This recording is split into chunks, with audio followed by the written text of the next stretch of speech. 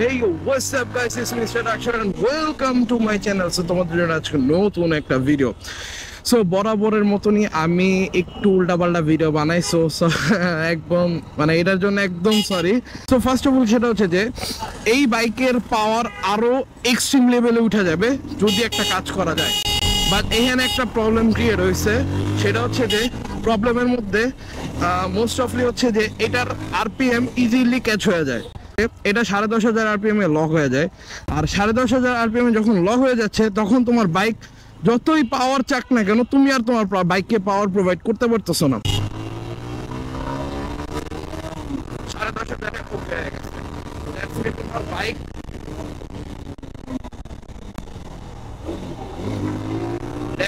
তোমার বাইক আরো পাওয়ার নিতে পারতো, বাট তোমার ইসিউ তোমাকে বাধ্য করতেছে যে 10,500 আরপিএম এ লক করে দেওয়ার জন্য। সো যারা বাইকটা একটু চালাও তারা হয়তো বা ক্লিয়ারলি জিনিসটা বুঝতে পারছো, সেটা হচ্ছে যে আরপিএমটা খুব তাড়াতাড়ি উঠে যায়। আর এই সমস্যাটা আরও ফেস করবা যদি তোমরা কুইক থ্রোটল ইউজ করো। দ্যাটস মিন অনেকেই কিন্তু মডিফাই করে আরসিবির কুইক থ্রোটলটা ইউজ করে, আর আমি মনে করি এইটাই আপাতত পারফেক্ট। কোনো মানে তোমার আর কোনো কুইক থ্রোটল ইউজ করার দরকার নেই, কারণ এত তাড়াতাড়ি আরপিএম ক্যাচ করতেছে 10,500 আইসা পড়তেছে। কারণ ব্যাপারটাকে তুমি দেখো, এখনই মানে নর্মাল যেটা স্টক থ্রোটল আছে ওইটাতেই তোমার 10,500 পাইতে বেশি টাইম লাগে না।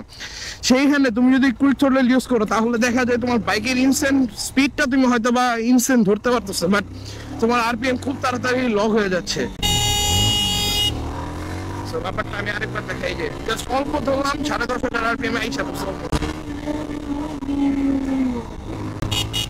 যখন তুমি ডাউন শিফট করে বাইকটাকে টান দেওয়ার চেষ্টা করবে তাড়াতাড়ি দেখবা যে এই যে আরপিএম টা এক বাইরে গেছে জাস্ট নরমালি, তার উপরে তোমার জাস্ট আরপিএম ক্যাচই করতে পারবে না।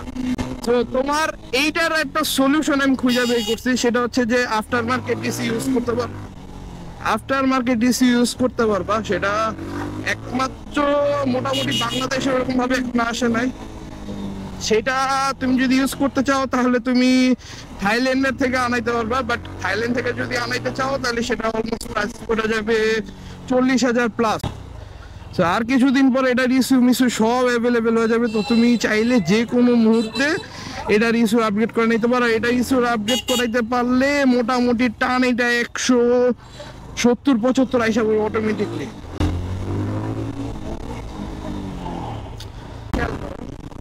তাড়াতাড়ি কিন্তু আরপিএম ক্যাচ করে ফেলতেছে, আর এইটার কারণে কিন্তু আমার বাইক যতই পাওয়ার যাক না কেন আমি কিন্তু এটার পাওয়ার দিতে পারতেছি না, আর এটার পাওয়ারটা লিমিট রয়ে যাচ্ছে। মানে একটা জিনিসটা আমার কাছে লিমিট লাগতেছে, আনলিমিট ব্যাপারটা ফিল পাচ্ছি না আমি। তো এই আনলিমিট ফিলটা যদি চাইতে মানে পাইতে চাও, এটার জন্য একমাত্র সলিউশন হচ্ছে তোমার ইস্যুটা চেঞ্জ করা। আর R15 এর ইস্যু অ্যাভেলেবেল অনেক জায়গায়, অনেক issue available. That's mean issue বলতে কি আমি তোমাদেরকে একটু শর্টলি দেখাই দিই ব্যাপারটা। সিটটা খুলতে হবে।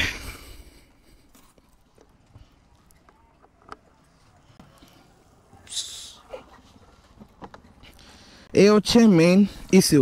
সো এটা কি গরম নাকি? না গরম না। সো এই হচ্ছে আমার ইস্যু। এই জিনিসটা আমার বাইকের সব কিছু ক্যাচ আউট করে। দ্যাটস মিন আমার বাইকের টপ স্পিড, আমার বাইকের আরপিএম, আমার বাইকের BHP, torque, even though light সহ ইচ অ্যান্ড এভরিথিং এই জিনিসটা ডিপেন্ড করে। সো এইটার প্রাইস, স্টকের প্রাইস মেবি 10 থেকে 11,000 টাকা হোপফুলি। আমি কনফার্মলি জানি না জিনিসটা। তোমার সকল কিছু বহন করতেছে তোমার বাইকের একটা জিনিসই সব থেকে ইম্পর্টেন্ট, যেটা হচ্ছে এই ইস্যুটা। সো এই ইস্যুটাই তোমার সকল কিছু মেনটেন করে। একটা বাইকের স্টার্ট নেওয়া থেকে শুরু করে যতটুকু আছে হাবিজাবি যা আছে, সো এই ব্যাপারগুলো কিন্তু ইস্যু তোমার মেনটেন করতেছে। এই হচ্ছে ইস্যু।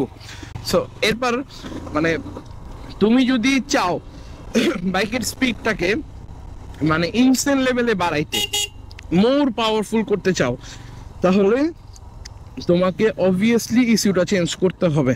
বাইকের আরপিএম, দ্যাটস মিন এইখানে যে 12,000 আরপিএম আছে, এই 12,000 আরপিএম পর্যন্ত তোমার ক্যাচ করা পসিবল। সো যেহেতু আমার বাইক, আমি তোমাদের নর্মালি দেখাই, 10,500 আরপিএম এ লক হয়ে গেছে। সো 10,500 আরপিএম এ যখন লক হয়ে গেছে, তাহলে এটার কিন্তু আরো দ্যাটস মিন 2.5 গুণ মানে 2500 আরপিএম কিন্তু এখনো বাদ রয়েছে। আর এই বাইকটা খুবই তাড়াতাড়ি আরপিএম ক্যাচ করে, দ্যাটস মিন নিউটন টর্ক অনেক বেশি থাকার কারণে এটা কিন্তু খুবই তাড়াতাড়ি আরপিএম ক্যাচ করতেছে, দ্যাটস মিন ইনসেন লেভেলে টর্ক আইসা পড়তেছে। সো এই কারণে তুমি যদি ইস্যু আপডেট করো তাহলে এটা মোর পাওয়ারফুল হবে R15 এর থেকেও। তো এই হচ্ছে মেইন কাহিনী। আর এখন যেটা আছে ইস্যু, তুমি যদি এটা লাগাইতে চাও এটা অলমোস্ট অ্যাকচুয়াল থাইল্যান্ড থেকে আনাইতে হবে তোমাকে। আর এই থাইল্যান্ড থেকে আনাইতে গেলে তোমার এটা প্রাইস পড়ে যাবে অলমোস্ট 40 আপ। তো 40 আপ দিয়ে আপাতত এটা নেওয়াটা আমি মনে করবো বোকামি, কিন্তু থাইল্যান্ডে যেহেতু এই বাইকটা খুবই পপুলার একটা বাইক, আর এটার রেসিং প্লাগ থেকে শুরু করে রেসিং ইসিউ থেকে শুরু করে সব কিছু অ্যাভেলেবেল থাইল্যান্ডে। যেহেতু থাইল্যান্ডে এটা প্রচুর পপুলার একটা বাইক, ইনসেন লেভেলের পপুলারিটি একটা বাইক। সো ওই হিসেবে তুমি কিছুদিন পরে হয়তো বা আসবে আস্তে আস্তে আফটার মার্কেট যত কিছু আছে সব কিছু এসে হবে অনায়াসে। তো তখন তুমি চাইলে যে কোনো মুহূর্তে তোমার বাইকটাকে নিতে পারো। রিকমেন্ডেড এখনো আছে, পরেও থাকবে, তখন হয়তো আরো বেশি থাকবে। তো এই ছিল আজকে আমার ভিডিও। তো ভিডিও ভালো লাগলে অবশ্যই ভিডিওতে like, comment, share and subscribe করে দিবা। সেই পর্যন্ত সবাই ভালো থাকবা, সুস্থ থাকবা। আসসালামু আলাইকুম।